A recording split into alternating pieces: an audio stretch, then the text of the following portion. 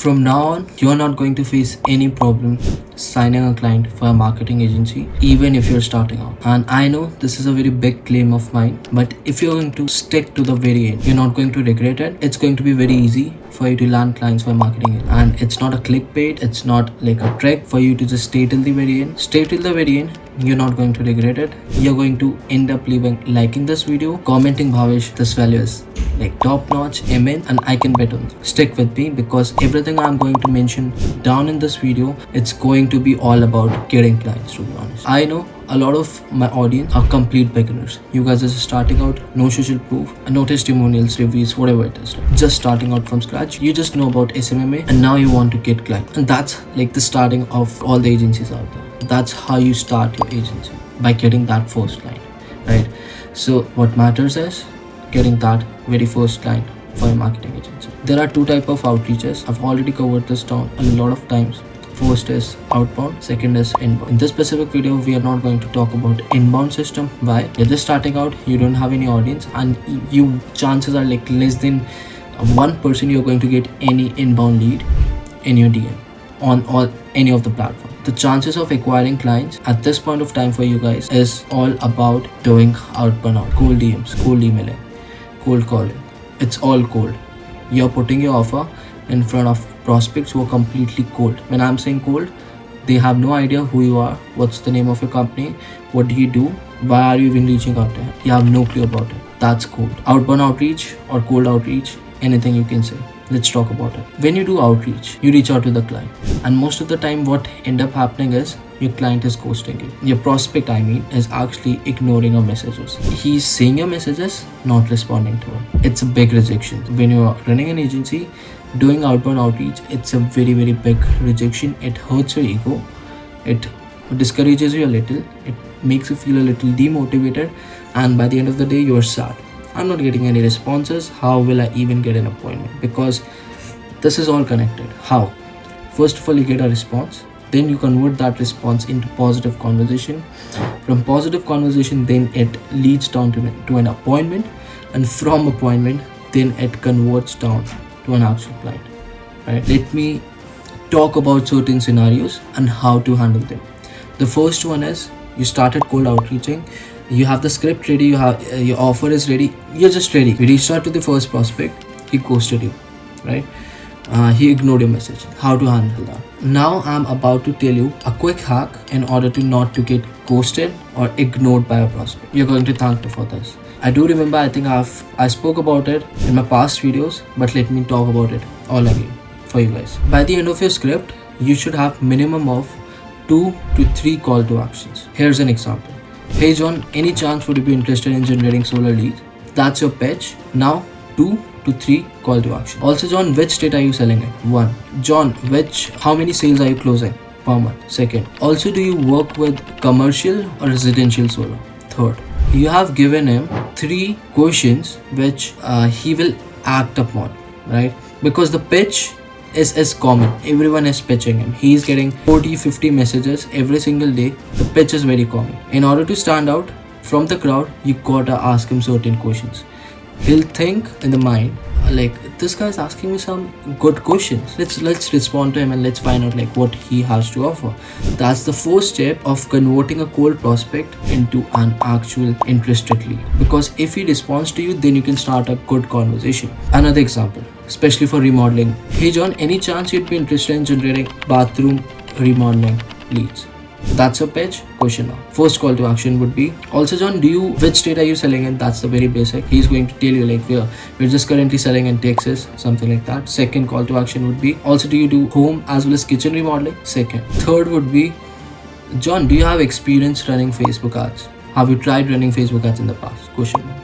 Again, the pitch, 2 to 3 call to action. That the framework you gotta follow in order to not to get ghosted or ignored by the person. If you can just do this well, the first step is clear, right? Now you're not going to get ghosted or ignored by a prospect anymore. That's the very first step. Let's suppose he responded back. Now, what to chat about? How to actually convert that positive response into an appointment. So he would be like, I'm selling in Texas, or he can tell you I'm closing 3-4 sales in a month, or he can be like, yeah, I have an experience with Facebook ads. If he says like, if he's selling in Texas, hey John, appreciate your response. For sure, man. So will it be entire state of Texas or will it be specific counties? Question mark. That's again another CTA, call to action. The second call to action on that particular script would be, perfect man, if you haven't tried running Facebook ads in the past but you're still interested in generating leads, any chance if you would be interested in a Zoom call?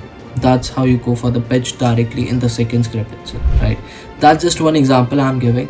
The other could be, John, I really appreciate your response. So are you targeting whole state of Texas or is it specific counties? Is there any chance you'd be interested in generating solar leads or appointments? He would be like, yeah, for sure, like tell me more about it. Then ask him another question. So John, will you be interested in specifically leads or appointments? Even if you're not delivering appointments, just ask them. If they say appointments, then you lost that client. If they say leads, you can pitch him your service and try to close it down. So John, will you be inclined toward generating leads or is it appointments? He'll be like leads, right? If he says appointments, I'm not sure like what to do. You can either figure out that part yourself, like the delivery part, and can deliver him appointments. But for leads, so that's a win situation for you. Now here's the most interesting part. When you disqualify the prospect, he feels how this stranger online is disqualifying me. It hurts their ego a little, like in a subtle way, right?